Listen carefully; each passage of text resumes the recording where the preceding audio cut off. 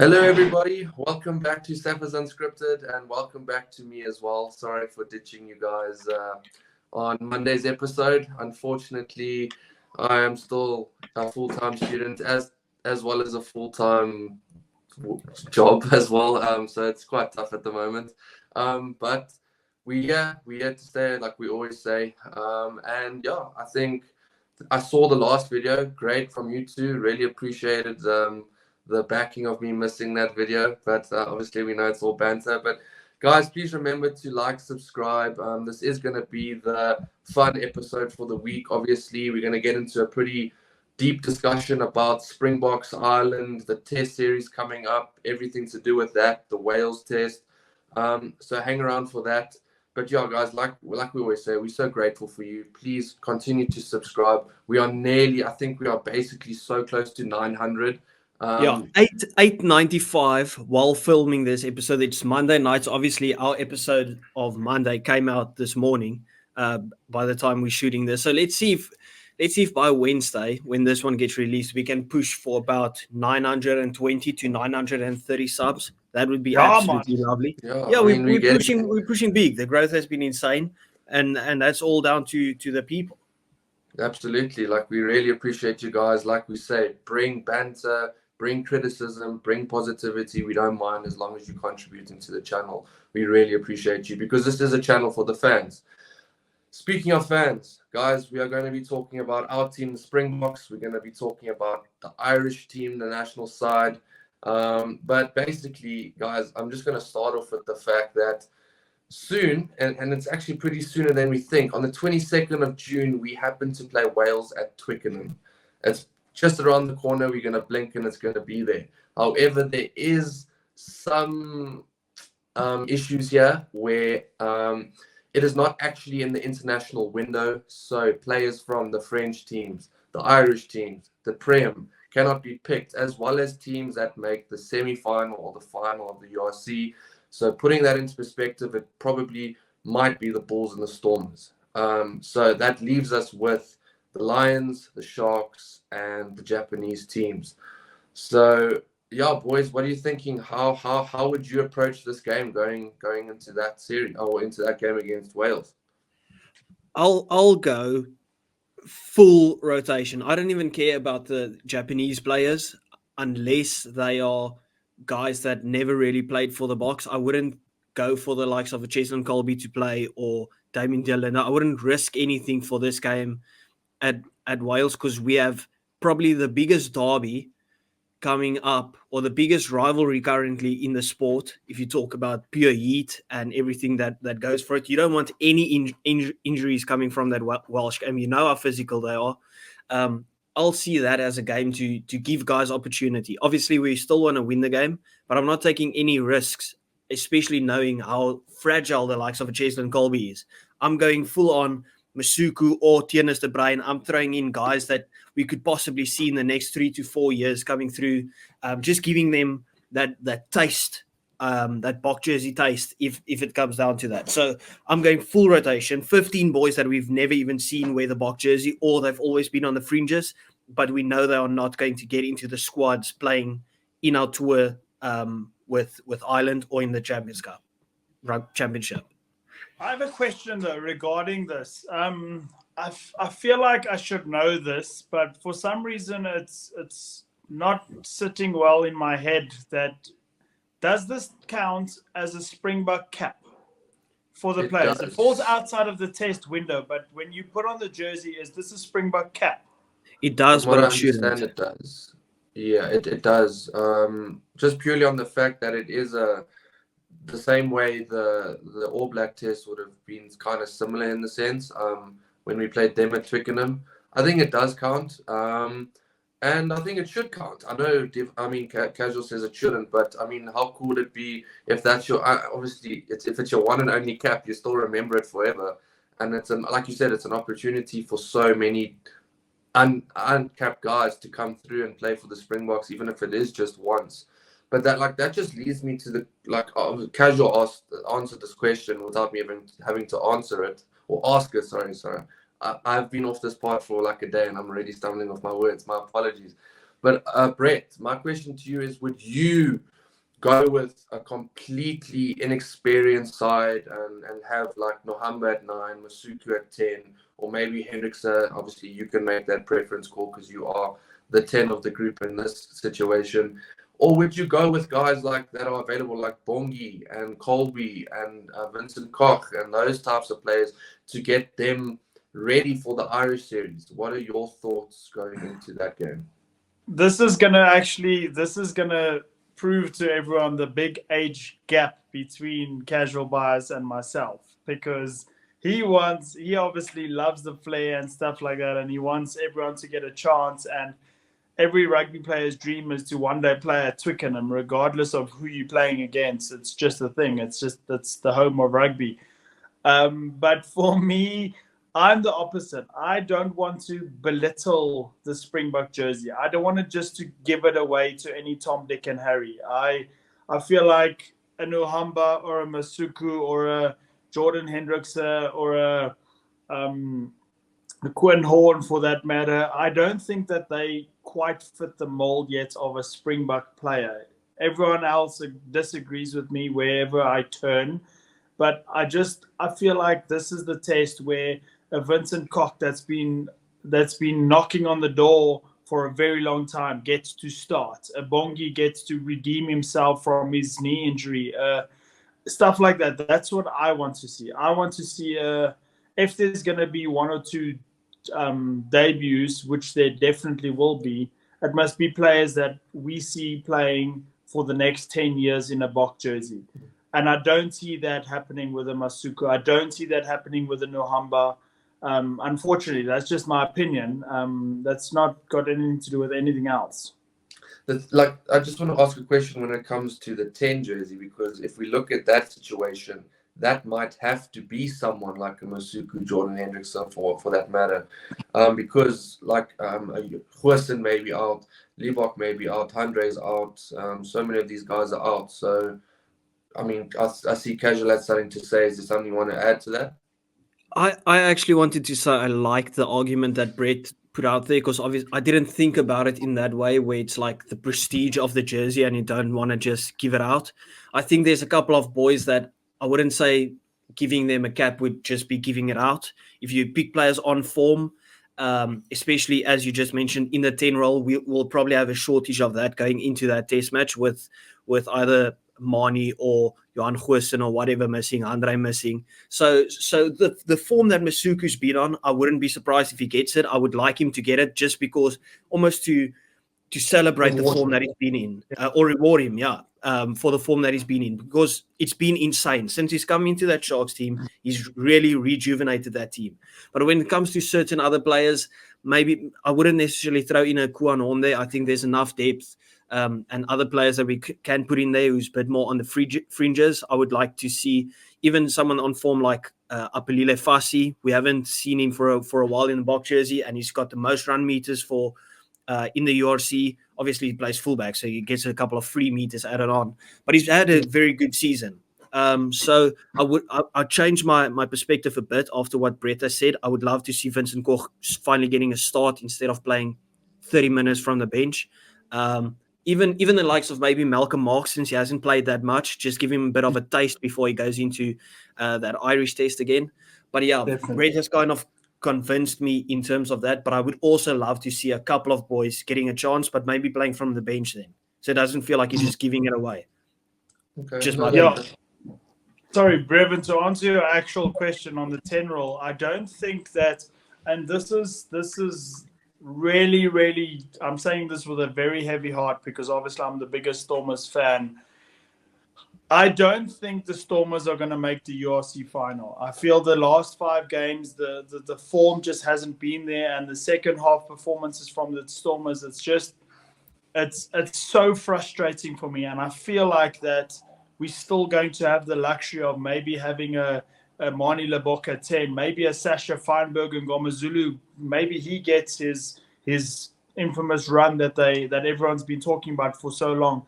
A Warwick Galant might make it back as a Springbok fullback, but we'll have Damon Willems, we could have players that have already cemented themselves in just for that continuity in that Bok test, because we don't want to go all the way to Twickenham just to lose to Wales. I mean, 100%. I can't see that happening. Yeah, You no, already know Wales will be up for that fight. Like they won't see it. Like I know we're speaking and we see it kind of as a friendly, but we still want to win that game. We said at the start of the year we want an unbeaten year, and even though I feel this game shouldn't count, even though we are massive favorites against them, I still don't want to lose that game. I don't want us to go, let's say, unbeaten in 2024, but I have to say we lost a friendly against Wales. Like we don't want a caveat behind it. So. Yeah, we have to go out there and destroy them.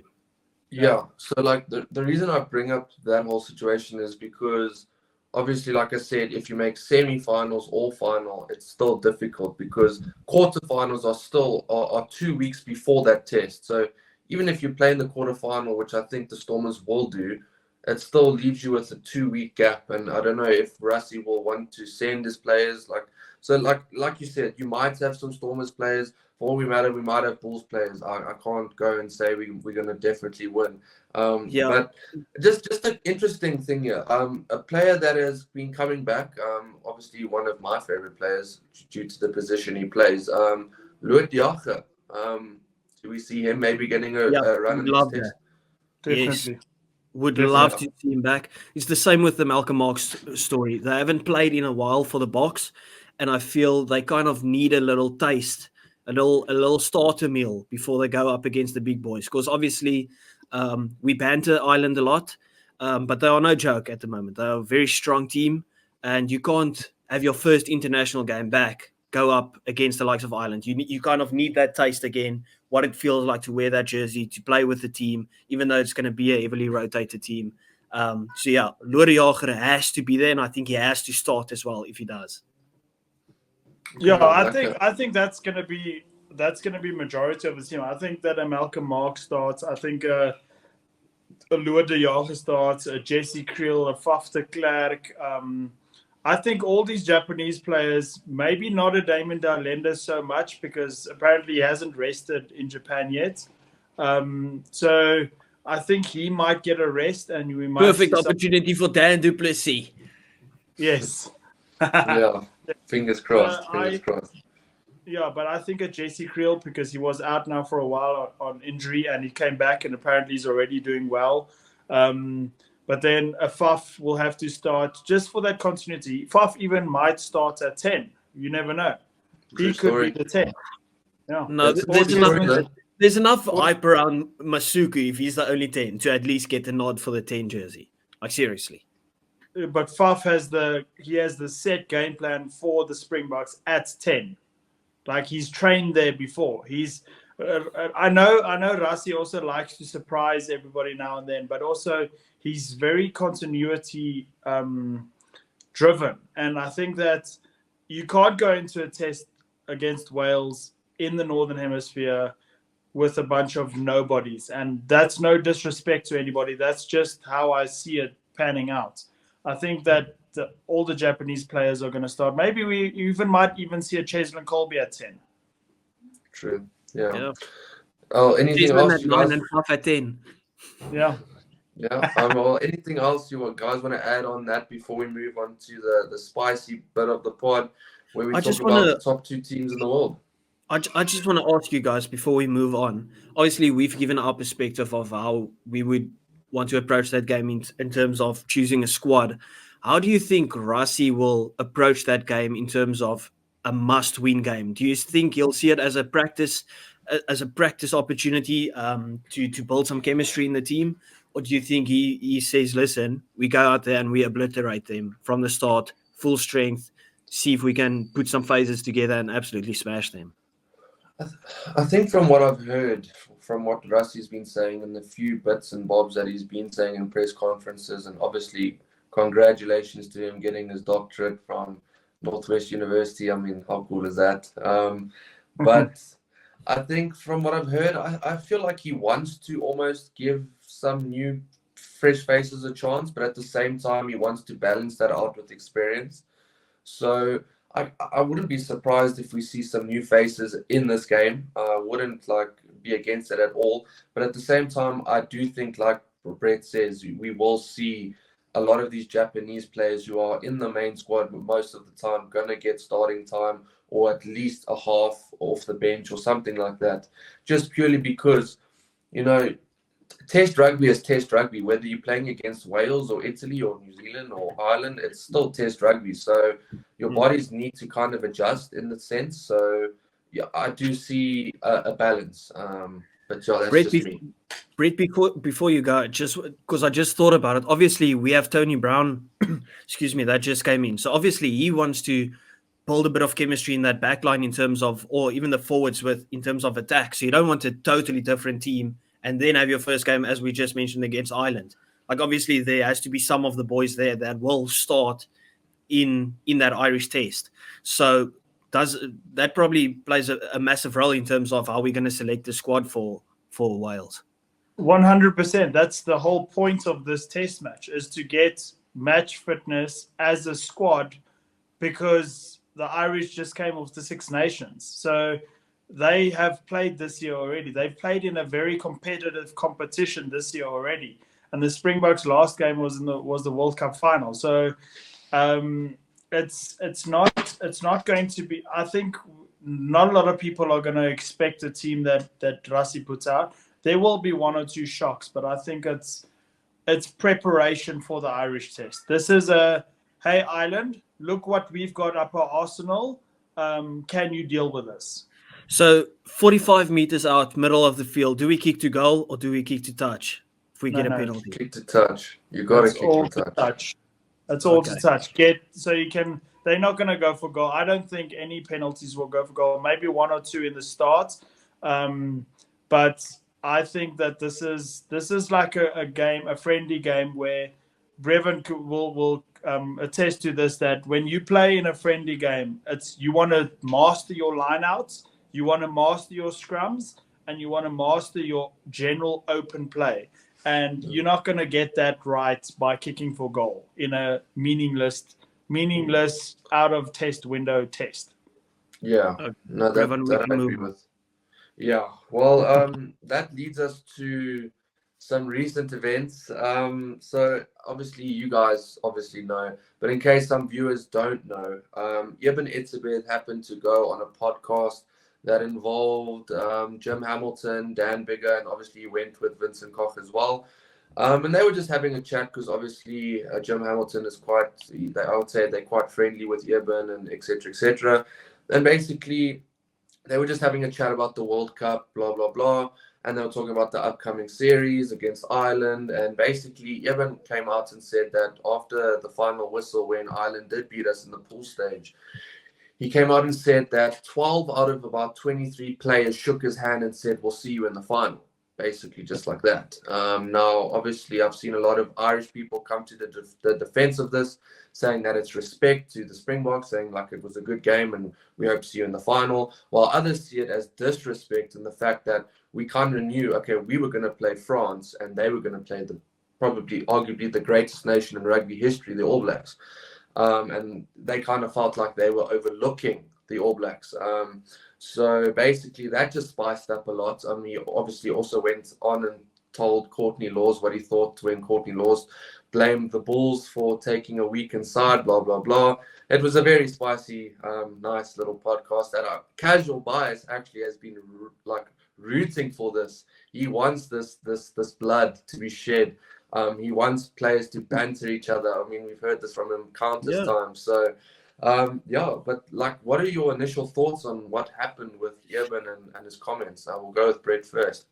Yeah, so this is now a quick message to everybody watching this. This is why it's utterly important that we get to a certain amount of subscribers on this podcast, because when we asked Eben to come onto this podcast, the amounts that we were charged just for getting our acknowledgement was absurd. And Jim Hamilton got him and Vincent Collins. So I don't even want to know how much money those oaks are making off their podcast. So in order for us to grow to where we want to be, we need you guys to sub. So we can also get a Ibanez on this podcast. So we can also banter like they were. But anyway, Because we'll ask the question straight, because there's no filter on this thing.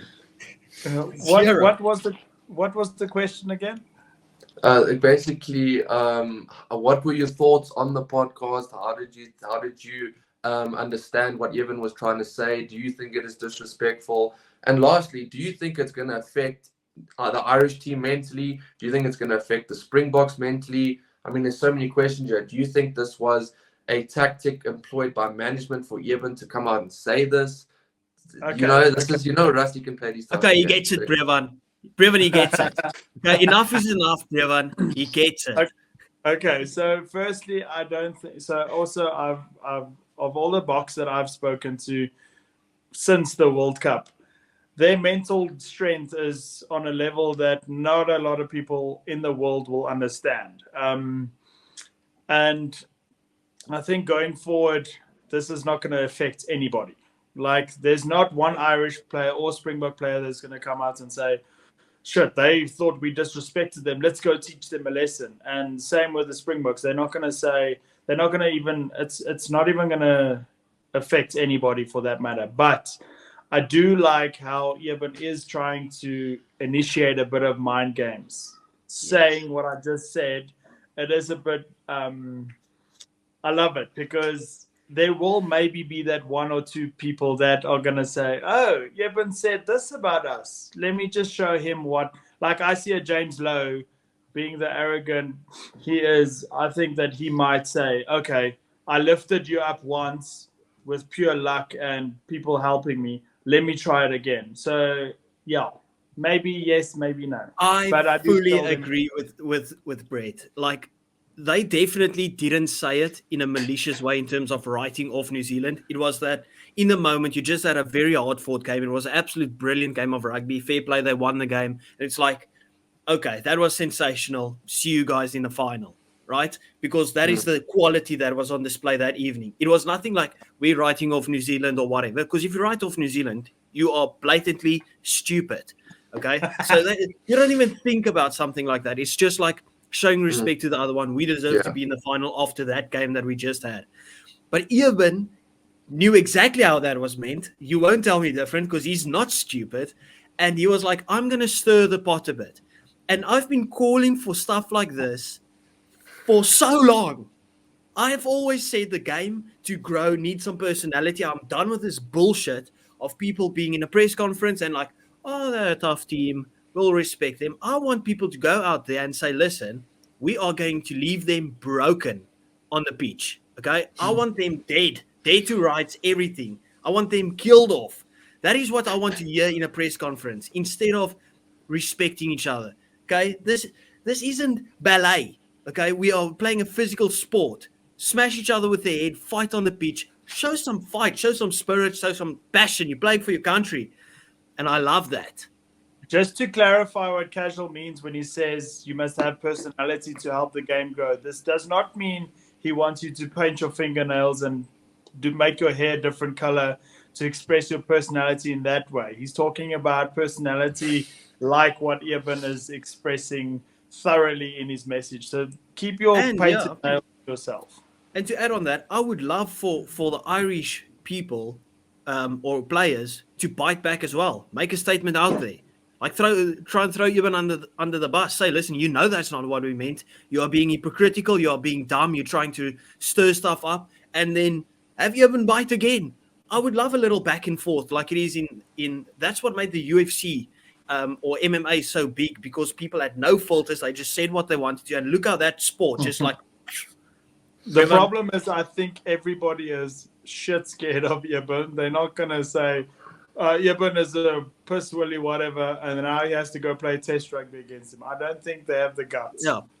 Yeah, but still, fight a bit. Yeah, I mean, he definitely got the Irish media on the hook. I mean, the amount of reactions from the Irish media, literally, like, just almost like really upset about it. I mean, so he got what he wanted. That infamous channel that we all love. They bit a couple of times. Yeah. But like, for example, Yeah, but it's so funny to see because like you said, you don't see, but like I wanted to say is we see South Africans or Rassie use these types of little conversations on podcasts. We've seen him use it in Chasing the Sun as motivation. So the Irish must do the same. I want full smoke from the Irish. I wouldn't be surprised if Rassie knew when he's going there and he's like, ring, ring, we're a bit short on content. Tell us, say something so they can bite. Just catch a big fish. And everyone was like, oh shit, what do I have to say? Okay, we'll just throw them under the bus and just like take something so out of context just so they can bite. And now Rassie's like, job done. There goes Felix Jones editing another little clip that they can throw onto the what's it, game prep. Felix Jones is leaving now. Yeah, I know, but you know what I mean. Yeah, Yes, we get you. We I have get a you. question though. I have a question. Do you guys think that Farrell uses Chasing the Sun as motivation and some insider tactics as to this is how the Springboks are going to train? This is how Rassie is going to motivate them. Let's one-up it, and I train you guys harder, and I motivate you guys harder. Do you guys think that's an option? Of course. I genuinely think they'll look at that pod. Oh, sorry, casual. My apologies. But they'll look at that documentary and they'll say, look, we know how the Springboks get riled up. Just be prepared for that. Like, be prepared for the physical onslaught. Now, we always say the Springboks are coming with physicality. The thing is, can you match it? Can you match the physicality? Can you meet them where they need to be met? And to be fair, Ireland have done that the past few times we've played, and that has to be credit given to them. But it's not happened in South Africa, and we know in South Africa we can probably turn it up another 2 levels, genuinely, because especially at altitude, I mean, it can get really rough. So from my perspective, of course they're going to use it as motivation. They'll know, okay, that they are seriously riled up by us. They really want to win this series. But obviously Farrell has done a great job with Ireland. Obviously, we always say they fell short in the World Cup, but that's a thing of the past. And what they have achieved other than the World Cup is fantastic. So I genuinely think they're coming with smoke, and that's what we want. We want the best versus the best. Yeah, I fully agree. For things like Chasing the Sun gives us a lot of inside scoop, but that what we saw was nothing new. We knew our boys are going to be fired up for games. So for Farrell to tell them, listen, the boys are coming with physicality and with anger, will be like telling someone a Braai is lekker or Gibson Park has a bad airline. It's just stating the obvious. Okay, so I mean, obviously he will use that to talk to them. As Brevin said, it's everyone knows how the Boks are going to play. Maybe we'll have a bit of a new look with Tony Brown there, but it's, can you match it? Can you stop that? Obviously they've stopped it the past couple of years. But this feels like a new era of Bok rugby that we are going into. We've won the World Cup twice in a row now. We're going to get some new players coming through, give us a new look, new coaches. So I'm so hyped up for this tour as a whole. I think this will be so feisty. I think we see a couple of fights on the field. I would love to see a couple of uppercuts thrown in there, maybe a couple of knees jabbed into the ribs. That would be lovely. Yeah, let's just cancel TMO for these 2 games. Like, we don't need the Yeah, I don't want to see any soft red cards. I don't mind the yellow card, but if you bang someone with the head, like whack him with the head, that's a yellow card at most. I don't want to see any reds. Or if we want to do the red card thing, 20-minute red card. I'm going with the 20-minute red card thing for this tournament. Yeah. I'm also just a little bit concerned when it comes to, now that you've actually mentioned Tony Brown, because as you guys know, in 2020, when I trained with the Highlanders, when they were prepping to play against the Bulls, Tony Brown was the attack coach of the Highlanders. And like, I was there, but I don't think Tony Brown was there. Like, he would say the odd thing that would help me like attack better against his boys, but there was no hyping up like a Don Himan would be doing for the Springboks in the scrum time. Like, he wants them to obliterate each other, and then when you're done, shake it off and go again. and I don't see that from Tony Brown. So I don't quite yet feel that he's going to fit the mold as well as everybody thinks he will. So that's my only concern when it comes to this test match. Like, yes, he's a good attacking coach, but then again, is he? Don't you feel he's maybe got one of those? He kind of gives me the vibes of that like calm, cool, and collected coach that just like has a bit of aura around him. So he just says a few words, and you know exactly what he means, and you listen to him. Like he, not a man of a lot of words like us, but you just know with that aura, you respect him. You know exactly what he means. He doesn't need to tell you twice. You just do it. I feel like that's always what happens with the New Zealand coaching setup. Felt like Steve Anderson never spoke. Yeah, if I look at like past New Zealand coaches, not even head coach, just coaches in general, very emotionless. Just, I mean, and Ian Foster as well didn't really have any emotion. Steve Anderson, no emotion. Just guys that wanted to get the job done. But in no way do I think that. I think there are. Just a question: is Zwanzile's stick still there as well? Yeah, I think he'll be able to get what needs to be put across. Tony Brown will do what he needs to do, and the riling up can be done by stick. I genuinely think that I trust Rassie. I think Rassie knows who he wants and what he wants for the Springboks going forward. And I think whether Tony Brown is this guy who's able to, or even if he's a man of few words, I think he'll be able to get across what he needs to. I mean, we have so many coaches, like, well, we used to have Felix Jones, and then there were obviously a few others that weren't actually from South Africa. They were from Ireland, England, etc., etc., etc. And eventually they learned the culture of the team. Like, they learned the history of the Springboks, and they really got into it. So I trust that Tony Brown kind of gets the same the same treatment, which I'm sure he will. But moving forward, if we now look at the series as a whole, right? We've seen Irish sides come to South Africa in the URC and actually play teams off the park. I'm going to use Munster against the Bulls as an example. I'm going to use, the Ulster did not play you guys off the park. You did beat them, but they were very, very tough. Munster versus the Lions. I mean, this is a team that came to South Africa and really, really dominated. So my question is, do you think Ireland gained confidence from those performances from Munster, Ulster, etc., etc.? And we know if Leinster bring their full strength side, they will perform. Do you think the Irish national side will take confidence from that and really think, wow, we really have a go here. We could go and win 1 or 2 games in this, or 2 games in the series and win the whitewash? Brett, you want to go? Yeah, I want to go first. I'm gonna say no. And the reason being is that coming to play a Lions, a Bulls, a Stormers, yes, it's tough, but they are still. I don't know. It's coming to play South Africa is like, there goes Brevin. I'm back. Yeah, continue. Oh yeah. So coming to play South Africa is a whole nother ball game.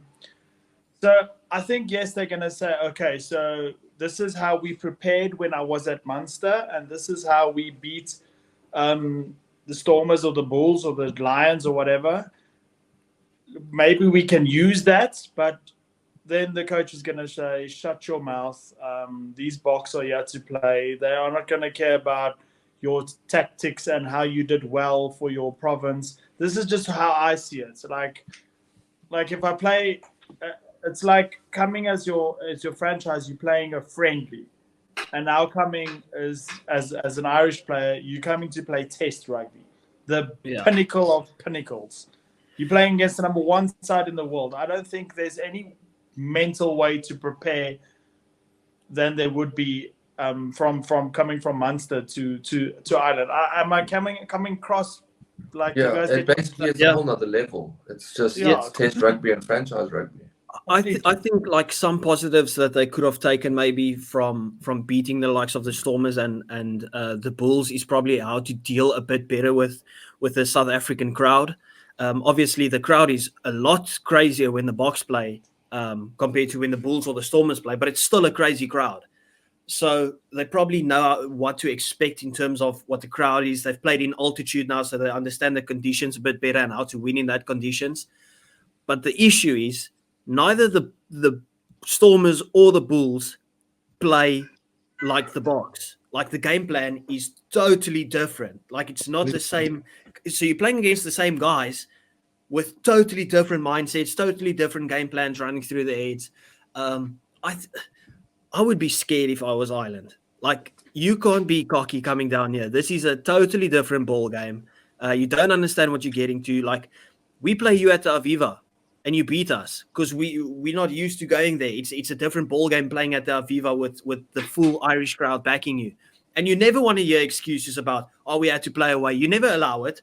I won't hear any excuses when you get smashed down here. Okay? I love bantering the Irish because they always bite. I sometimes show them respect as well, but not on this occasion because they're being cocky little shits. Okay? And I love it. I'm all here for it.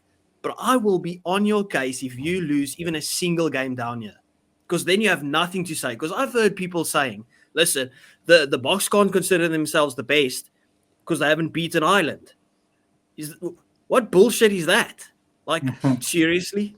Because the beating look at Ireland history. is more prestigious than winning the World Cup. Imagine. Yeah, I actually completely agree with you. I can't see. I think that if they do come down, they're going to be nervous. They're going to be training harder for this than they did for the World Cup. In my opinion, that's what they should do. I'm not saying that that's what they maybe do, but that's what they should do. This should be a harder training session, a bigger mental shift than it would have been to play in the World Cup. Because in the World Cup, you were deemed favorites. You beat the Boks at the World Cup. And now you have to show the world that you are actually better than the team that won the World Cup final. So that mental shift, I personally don't want to be in their shoes. Like I can sit in front of a boardroom with 20 CEOs and I'll be cool, calm, and collected. If I know that I have to travel to the team that's one step ahead of me and that just won the World Cup, I will be shitting myself from now until June. Like, honestly. Yeah.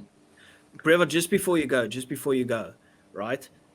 They have got everything to lose. We've got nothing to lose. Because if we even lose this game, we can still say, yeah, but we got the trophy. They are full on like, you are not deserving World Cup winners. They have to go out and prove a point or whatever. Like if we lose to them, we'll still say we have the trophy. If we beat them, that we can just say that's why we have the trophy. Like we've got nothing to lose, and we always say a team that's got nothing to lose will smash Ireland by 50. That is the official prediction already. It has to be 2-0. It has to be 2-0.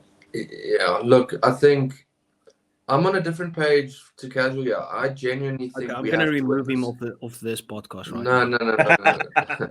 I genuinely believe we have to win this series. I'm not kidding you. I think if Ireland come here and win, even one, and that's bold, I genuinely think they have some kind of feat to. Obviously, they blew it in the World Cup. They did. I mean, we get that. But if they come here and beat the world champions at home, they have some ground to stand on to say, listen, we are the best team in the world. And I'll give that to them. If they can beat the Boks in South Africa, I will give them the credit that they really, really, really deserve. But at the same time, I think the Springboks are so up for this. I think Rassie we saw his reaction after that Irish test in the World Cup. He was livid. And so was a lot of those Springbok players. I recently went through it, but to lose a game that you just cannot lose, it makes you angry. It makes you think about it for endless hours, and it lights something in you that you don't realize that you had. And I think the Springboks will be thinking like, yo, we have the World Cup, but we really just need to really beat these Irish guys twice in a row. And that's that. No one can ever say anything again. Like, that is that. And then genuinely, like, I just think that obviously we are the best team in the world, but I just think that like solidifies it for so much longer. And I think I really do think we'll get it done. I think these players are so up for it. And Brett, what do you think? What do you think if I say if we win the first test, it destroys them mentally and they crumble in the second test? If they beat us in the first test, that just fires us up and they crumble in the second test. I think whatever happens, that second test, we win it. So I cannot see for 1 second Ireland beating South Africa at Loftus. I'm sorry, I cannot see it happening. It's not going to happen. Where they stand a chance is at at Kings Park in Durban. But there, I feel the same way about what you just said. They're gonna be battered and bruised and dismantled from the Loftus test. That when they go to Durban, they're going to be like, how do we even recover from that? And then I think it's going to be the 2-0 series defeat. I think that whoever planned it, that made Saturday 6 July at Loftus, I think that whoever made that test, the first test, that person deserves a belt, because if it was the other way around, I would have been a little bit more nervous. But also, what I do want to say What time is are they playing? Do you know? 5. It'll be 5 o'clock. Okay. Always, a test match will always be at 5 o'clock. Okay. I would have loved to have them playing in the scorching heat. No, trust me. When you play at altitude in the evening when it's winter, it feels like there's no air going in your lungs. Like 100%. I mean, when we train, I don't know how your training goes, but when it's cold and the air's thin, obviously we're in Joburg, it's like, am I actually able to breathe? Like when you're doing like fitness and that type of thing. So I think a 5 o'clock kickoff is still pretty rough because it's cold, but it's also the air so thin. Yeah, a 3 o'clock kickoff might favor them better because they can actually feel their toes. But actually, they come from a colder place than us. So the winter is the only thing that benefits them more than us. Because for them, they're calling it their summer test series. For us, it's smack bang in the middle of winter. It's our coldest month. But also, I just want to know if they're going. Do you think they go with Crowley to start that first test, or do they go with the Leinster halfback pairing? Because that halfback pairing is doing well together. No, and the reason why I'm saying, because Crowley misses a whole lot more kicks. Yeah, Ross Byrne kicks a lot better. He's not a big game player. Brett, we mentioned it in the previous pod, right? Where he played against Saints. That guy has got zero big match temperament. I thought that guy looks like he's going to crumble any second. I think he's a good player. Don't get me wrong. When the pressure's off and he's just got freedom to play, he doesn't hit the gaps. He doesn't take the ball into contact. He's not a hard carrier or anything. That's kind of what you need. Crowley can do some magic. We've seen what he's been able to do with Munster. He's got a good step. He reads the game. He's very flary. And he fits into the running game of Ireland perfectly. I'm not disputing that. I think he's a brilliant replacement 10 for Johnny Sexton. I think he's better than Johnny Sexton in terms of getting that backline moving.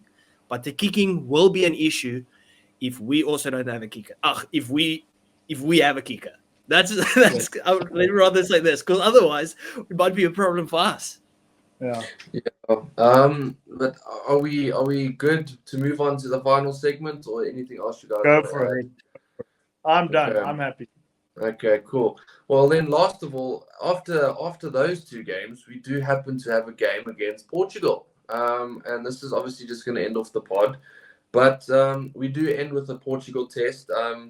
But now, guys, what do you see happening in this Portugal test? Do you realistically think that this is going to be Rassie trying out the new combinations that he might want to, with a full set of URC players from all the franchises and etc., or do you think that he'll go with the usual? How would you personally want Rassie to approach that game? Is this the week after the Irish tour? Yes. I would give the boys that just played the 2 games full rest, and this game doesn't count for anything, right? No caps. No cap, but it's a proper international test match. Yeah, it's a cap. It's in the test window. It's a historical game. It's Portugal's first time in Bloemfontein, Saturday, the 20th of July. It's massive. I'll just quickly say I'd go You know that test that we played against Wales, the second test where we played like a full rotated 15, but all like still in the Bok camp, still Springbok players. I'd go and put out a team like that against Portugal. The guys that didn't get a proper run against Ireland, give them a proper run against Portugal. That's what I do. Yeah, because from there, the 20th of July, then the rugby championship starts a month later. So it is also important that you try and build for that, because the rugby championship is obviously massive, and if we're gonna go on what we said in January, that we want it to be a complete whitewash for South Africa winning every single game, that is where you could try combinations, but like from the guys that were already in the Irish squad that didn't get enough game time. Yeah. Exactly, yeah. So for if there's an injury, maybe those guys know what it is to play with some of the other boys. Totally agree. Yeah. Well, that's it for today. We heard you guys saying you would like these episodes on Wednesday to be a bit longer than usual. So I hope we fulfilled that with a nearly 50-minute episode. But once again, guys, thank you so much for all the support. Thank you for liking, subscribing, and please remember to subscribe. Get us to that goal of let's make it 950. Like let's ace it, guys. We nearly at 1,000 and we really appreciate it. So thank you so much, and we will see you guys in the next episode, which will be a URC preview. So we will see you soon. Cheers. Before we close off, sorry, I just want to have a little outro here.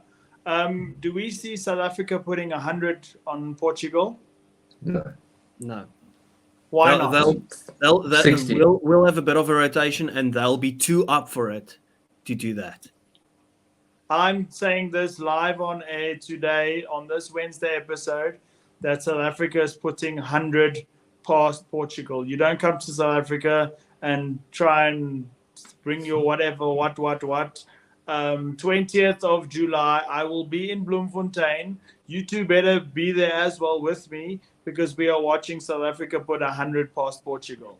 Okay, bye. On that note, did you guys see the Daisies smashing the EP Queens or something? 129. There you go. Crazy. Lovely. Crazy. Goodbye.